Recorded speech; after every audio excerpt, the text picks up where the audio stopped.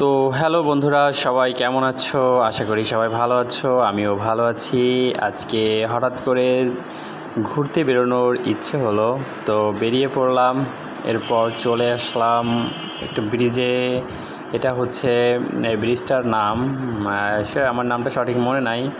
So এরপর bridge থেকে একটু হাঁটাহাঁটি করলাম, ছবি তুললাম, এরপর আবার রওনা দিলাম বাইক নিয়ে। আমরা এবার পার্কের উদ্দেশ্যে রওনা দিয়েছি। তো এখান থেকে চলে আসলাম পার্কের ভিতরে। অবশেষে পার্কে এসে পার্কের যে মন জোড়ানো ভিউটা, আসলে মন কেড়ে নেওয়ার মতো। আপনারা না আসলে বুঝতেই পারবেন না। এখানে এতটা মনোরম পরিবেশ। আমরা সামনের দিকে এগোলাম এবং চারপাশটা ঘুরে ঘুরে দেখতে লাগলাম। সবুজ ঘেরা গাছপাতা এবং একেবারে নদীর কূলে হওয়ায় মনোরম পরিবেশ। ঠিক দুপুর সময়, আসলে লোকজন নাই। যখন এসেছি তখন কোনো লোকজন ছিল না পার্কে। পাশে ঘুরতে ঘুরতে দেখলাম একটা দোলনা। সো এখানে বসে পড়লাম, আর বসে কিছু সময় দোল খেতে লাগলাম।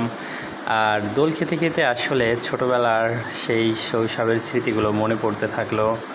তো এখানে দোল খাইতে খাইতে দোল খাওয়া শেষ হলো। এরপর উঠে নদীর দিকে হাঁটতে লাগলাম।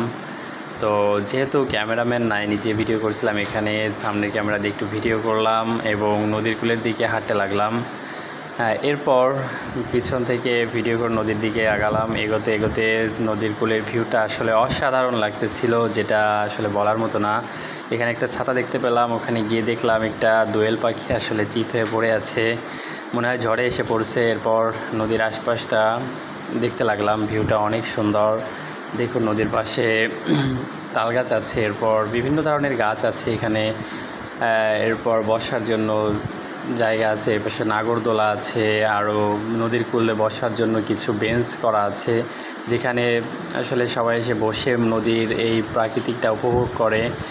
আসলে বলার মতো না, এটা খুবই চমৎকার ভিউ, যেটা আপনি আসলে তখন বুঝতে পারবেন। এরপর ঘুরে ঘুরে দেখতে দেখতে সামনের দিকে এগোতে থাকলাম। নদীর কূল দেখা শেষ হয়ে এপাশে দেখতে পেলাম যে একটা আসলে চারপাশে সবুজ ঘেরা গাছপালা, তো এর ভিতরে দেখা যাচ্ছিল না। সামনে এগিয়ে গেলাম, দেখতে পেলাম এখানে একটা ট্রেন আছে। আসলে এখানে কোনো লোকজন নাই এখন, আর সব সময় লোক পাওয়া যায় না। বিকাল টাইমে আসলে, সন্ধ্যার আগে আসলে এই সময় লোক থাকে।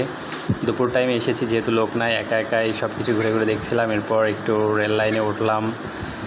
উঠে যেহেতু রেল বন্ধ, সো এখান থেকে একটু হাঁটাহাঁটি করে এরপর বাড়ির দিকে রওনা দিব। আর ঘোরাফেরা শেষ হলো আজকে এখানে, যেহেতু আমার আসলে সময় কম।